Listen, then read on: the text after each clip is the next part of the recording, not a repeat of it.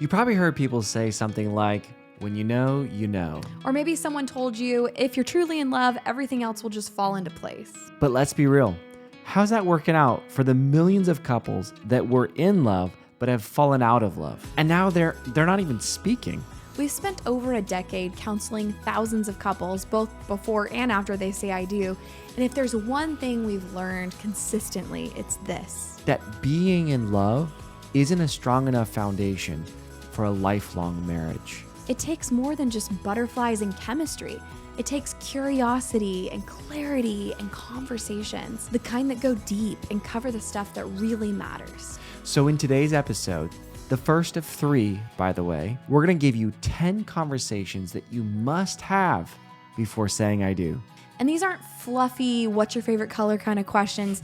These are the core topics that will shape the future of your marriage. Things like spiritual alignment, conflict resolution, sex and intimacy, parenting, forgiveness, and so much more. So if you're dating seriously or engaged, this is the conversation guide that we wish every couple would have before walking down the aisle. And don't worry about scrambling to write down every single question, because we've actually put these questions together in a free downloadable PDF so you can go deeper with your boyfriend, girlfriend, fiancé after the episode's over. So let's dive into the 10 conversations that will change the way you're preparing for marriage. All right, conversation number 1 is all about the spiritual foundation. Now, we all know this is the most important thing to talk about, but what are the real things that we ask each other to determine what the spiritual foundation looks like? Something as basic as, what is your morning or evening routine, can really help reveal a lot. Yeah, well, because a lot of people that are Christians should be praying or talking to God. And when you look at the morning routine, there's nothing about God. You can ask, when do you do that? Mm-hmm. And so if this is a primary thing for most people, they want to meet, they want to have similar values, right? Yep. Especially around this. And if their morning routine has nothing about God. Well, and they might have an evening routine that involves prayer or devotion. But this conversation about what is your morning routine, and you can ask what's your evening routine, will really help reveal what's going on in their practical everyday life pertaining to their walk with God. Another really good question to ask your spouse or spouse-to-be would be, how can I support you in your mission to growing closer to God? This is a really fabulous question if we come from the mindset that this person, that God has put us together to be sanctifying each other, to help each other grow. Yeah. So, and really, I think that's God's really incredible strategy, bringing 2 very, very, very different people together in close contact so that they can help each other with their rough edges. Yeah. So that's sanctification at its finest. It really is. And if that's the presupposition that we have here, then knowing, how can I support you in this? Where are your weaknesses? Where are your character flaws? Do you know where your character flaws are? Right. This kind of conversation can be very helpful and showing too your willingness to partner with them and God to see that development happen. You also want to ask about their spiritual mentors and their accountability.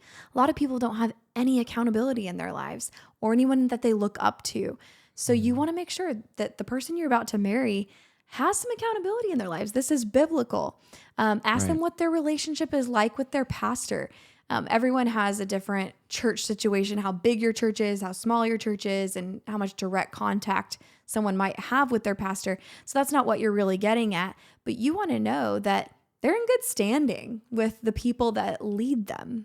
Right. Well, and here's another thought on this is that if you ask that question, generally they're going to be like, oh, it's great. My relationship with everyone's great. But maybe you can ask kind of an open-ended question like, tell me what that looks like. Yeah. What does your conversations with your pastor look like? What are your conversations with your accountability group or person? What does that look like? What do you share? What do you talk about? Because for all you know, their accountability could look like a golf game. So just open those be curious. Don't just ask this, get the response, and go to the next one because that's boring. Generally, the follow-up questions are really what elucidate the answers that really are interesting. And if you don't know what elucidate means, you could look that up together too. Adam's vocabulary. Whatever. Okay, so this section on spiritual formation has a couple other questions in there. One actually has to do with a personal mission statement, which is kind of cool. You guys can create that together if you don't have one. But download the PDF because we have all of those questions written for you guys on paper.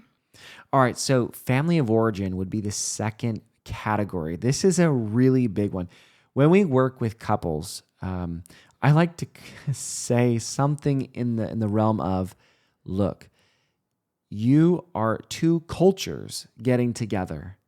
And when you get married, you're forming a new culture, and there will be a clash of cultures because one person does Christmas differently than the other person, and the other, birthdays and all these things, all these expectations. So what we really want to start getting clear on is what from our family of origin do we want to repeat? And what from our family of origin do we not want to repeat? Because there are beautiful things in both families that we're going to love and cherish. But there's also some stuff that we're really going to want to let go of. Like, man, I really didn't like this. So that's just a really good starter question.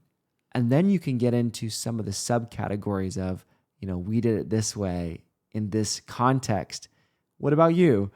And really that will help start to set expectations of how we're going to do things.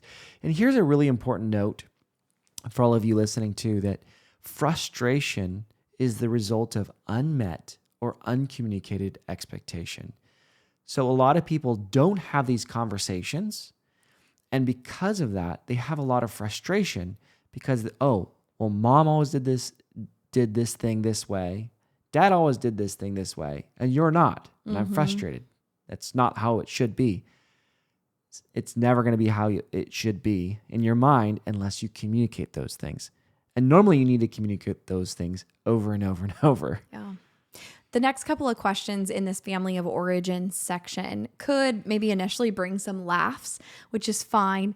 But it could also touch on some pain points if you get through the laughs and then go deeper. The question is this: how are you most like or unlike your father or mother? Because we all come from somewhere. So we are going to be like our father or mother in some ways. And of course, there's things that we maybe didn't appreciate and have really worked on not being like our father or mother in those ways. So you can really share all of that with this person that you plan to walk down the aisle with. And you need to share all of that with them, not just once. This is an ongoing conversation. The next question or category of questions would be, how do you give and receive love? We love the book, The 5 Love Languages by Gary Chapman. It's an incredible book. And it really does open your mind just to, I guess, different categories of love, right? The way we give and receive love. Becoming very clear on how that loved one of yours shows you love is really, really important, because you could be missing it. You could be waiting for that hug when that other person just doesn't give hugs because they're not a touchy-feely person, right? Or they keep getting you gifts and you're like, stop giving me gifts, because it's overwhelming me and I feel like I need to give you a gift back. That may have happened to me before. So get very clear, how do they share those things? And how do they receive those things? So you can actually take the 5 Love Languages assessment at the5lovelanguages.com. We've linked it in the PDF under this section of questions. Once you take that assessment, talk to each other about those results and then ask each other, how can I best show love to you? How can I best show that I appreciate you? How do you hear that best out of the 5 love languages? And we won't take the time here to go into all 5, but you'll read all about that in the assessment. And it's a pretty quick assessment. All right, number 4 is parenting. And most of you listening are probably not parents yet going into marriage, although some of you might be. But it's important that you have these conversations with the person that you're going to marry and ask, what is your basic philosophy around parenting? What did you observe maybe from your own parents or the parents around you that you liked or that you didn't like? Yeah. Well, what do you mean by philosophy around parenting? Yeah, so it could just be maybe you have a philosophy that emphasizes boundaries and being firm. Or maybe you have a philosophy that emphasizes love and connection over being firm or having boundaries. And so when you're presenting a general philosophy, you get an idea for whether this person tends to be more permissive or tends to be more authoritarian, or maybe a balance in between. All right, lots more questions in the PDF on this topic. Questions like, how many kids do you want? Do you want to homeschool? Do you want to put them in public school? What are your views around that?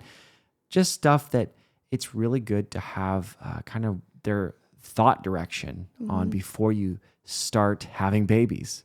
And even if things change, and they will as you go, it's good to have these conversations ahead of time. The next category, number 5, is conflict resolution. How do you argue? If you've never had an argument with this person that you're about to walk down the aisle with, that's a problem. You guys are 2 different people and you have 2 different walks of life that you're coming from. You need to know how this person argues, and do they argue well? Do they fight fair? It doesn't need to be a knockdown drag out in order for it to be a difference of opinion, but you need to healthily express those differences of opinion. Research actually shows that it's not the amount of arguments that you get in that determines your happiness, but it's how you handle them. So in this marriage that you're about to form, it's really good to have like set principles of like, what is allowed to be said? Are we allowed to use the D word in a conversation? Not a cuss word. Yeah. Well, divorce, right? We've counseled lots of couples who threaten divorce. Like, I'm going to divorce, or we're heading for, like, we don't even bring that up. Yeah. That's kind of one of those first rules. We don't do name calling. So we have very defined boundaries around our arguing. And so talking about this, what did the arguments with your parents look like? How do you think you're going to argue? Do you argue with any of your friends? This sort of stuff really is helpful just to kind of start looking at, because you will argue. It's not if you argue in your marriage, it's when. And what really matters is how you go about those arguments. Are they big and nasty, or do they sound like, 2 differences of opinion? All right, number 6 is about seeking and granting forgiveness. Yes. What does your sorry look like? Have you apologized to anybody? And how did they receive it? How did you do it? What was it like building up to that sorry? And what was it like processing it after the fact? You want to talk about this with your future spouse. Yeah. I remember the first couple of sorries were very difficult to get to because I didn't know what her genuine sounded like. I felt like this just sounds very scripted. It doesn't really sound like this is you and this is her, probably thinking, no, you just are too jovial and just trying to get past it. So really getting down to the bare bones of, what do you expect? What did your parents do to make you feel like there was forgiveness there? And you probably notice a trend in a lot of what we're saying here is that you form a lot of the normal, quote unquote normal from what your parents did. So how did they do it? And then how do you want to do it? Or as, even as a couple? The lack thereof. Like if Right. you recognized a lot of deficiencies in the way your parents handled things, or you came from a single parent home, then you will probably have a lot of things you don't want to do in your relationship. Yeah, we had a client couple ways back, and they get big fights because there wasn't a sorry, right? And he's like, yeah, I say sorry all the time. She's like, no, you don't. No, you do not say sorry. He's like, no, well, I say my bad. She's like, but that's not sorry. He's like, well, no, it is. And so sometimes just a difference in word choice makes a big difference. So do you say my bad instead of sorry? What do you want to repair this? Because for some people, even the word sorry is a trigger. Yes. Like they want to hear like, I was wrong. Will you forgive me? As opposed to just, I'm sorry. So what are the words involved? So look at the PDF. There'll be more information and conversation starters there. But that's I would say a really big, important conversation to have. Well, it's one of the keys to building trust Yeah. in the relationship. Yep. It really, because a lot of these other things, they are foundational, but really what destroys a relationship faster than ever are unresolved arguments. That's really what destroys relationships. So if we can repair every single time we have a disagreement, then you're on the right track. All right, number 7 has to do with roles and responsibilities. So, in your family, who does which tasks and responsibilities around the house? You can talk about, again, your family of origin, like your father, your mother, which tasks did they do or do they do? But you can also just talk about what you expect in your own marriage. For us, our relationship looks a lot different in terms of household responsibilities compared to both of our family of origin. And that's okay. So you just need to have these expectations set from the beginning. And again, they will change throughout your marriage, throughout each season of, early married days, going to school, depending on what your job situation looks like, having kids, it will ebb and flow. But start with a foundation of an expectation that's on the same page. Yeah, and what our philosophy looks like around this is simply that when someone is working, the other one is also working. So we don't have a freeloader while the other person's doing all the work. That's just kind of our simple agreement that's not said very often. Yeah. But it's an expectation. And when she's working, or we're very like, hey, I'm going to work, no pressure. We always are very clear on that. Because at one point, I took advantage of that and didn't really think that through, because I thought, oh, wait, I don't need to cook. Wives cook, guys don't. And then I would go chill, and she's like, wait, hold on, what are you doing? So these are early conversations that we've had. We would suggest that you have them as well, but defining the tasks, defining how do we go about those tasks? Who does what? Who pays the bills? Is it based on strengths? Is it based on gender? So getting clear on that is really helpful.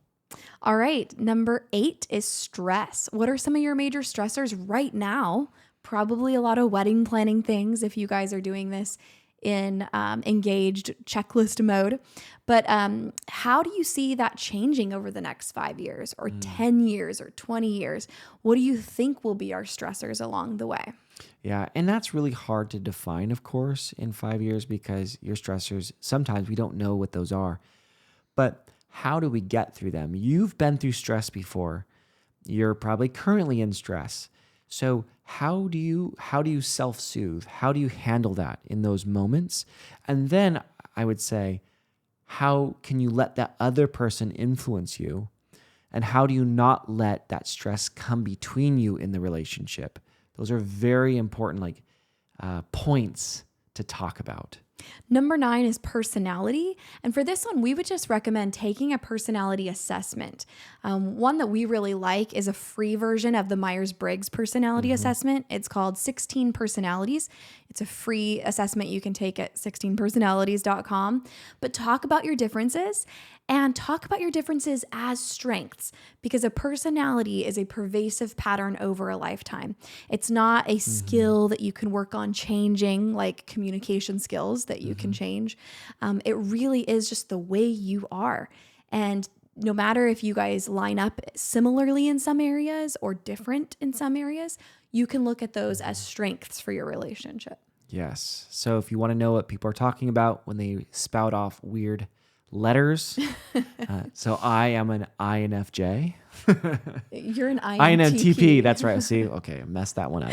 I'm an ENFJ. ENFJ. There you go. Yeah. But actually, it really does help to kind of know.